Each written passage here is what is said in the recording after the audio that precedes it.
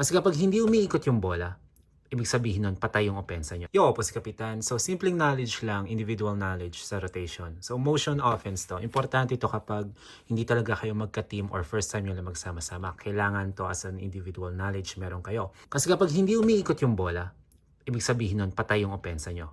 So, importante na kahit wala sa inyo yung bola, umiikot kayo. May motion offense kayo. So, bato na lang natin dito. This is 1 point guard, and then 2 sa wing, and then 3, and then 4, and 5.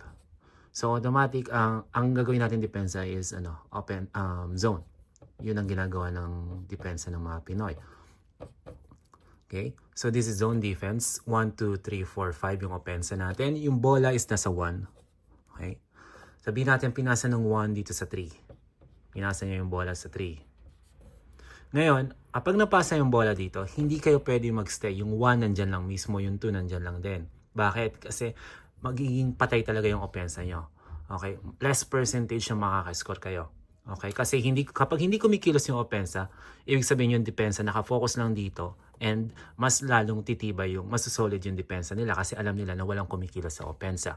Okay? So, dito, yung 1, pagkapasa niya sa 3, pwede siyang mag-rotate sa 2. And then yung 2 is yung aangat. Okay? Pwede sila mag-rotate. Now, if yung 3 dito is, sabihin natin nag-a-ISO siya, yung 5, hindi siya mag-i-stay dito. Kasi kung mag-a-ISO itong 3 and then aatake siya sa loob, pag umatake siya dito sa loob, nandyan yung 5, magiging masikip.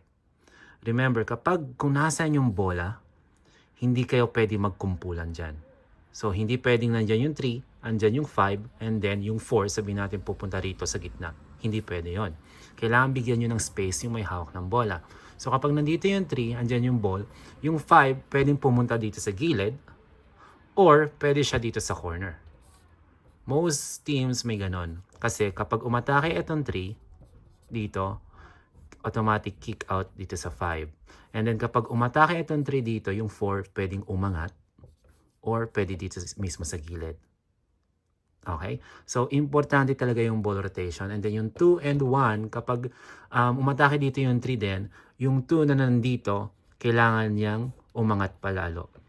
Bakit? Para makita siya ng 3. Kung sakaling matraffic man siya dito sa loob, para may kick out siya dun sa 2. Kasi kung yung 2 is nandito, and then yung 1 nandito din, and then nahirapan, nandito yung dalawang depensa, 1, 2, hindi makakapasa yung 3 papunta doon. Mahirapan din siya magpasa dito if na-traffic talaga siya. So, kailangan kung sino yung may hawak ng bola, kailangan nakikita niya sa buong sa sight, vision niya, yung mga teammates niya. So, hindi pwedeng magstay yung mga walang hawak ng bola sa isang pwesto lang. Yun. So, ayun, as a player, kailangan alam natin to and mas tataas talaga yung percentage yung makascore kayo, makahawak kayo ng bola, and especially, mas manalo yung team nyo. Ako po si Kapitan, sama-sama tayong mat. Let's go!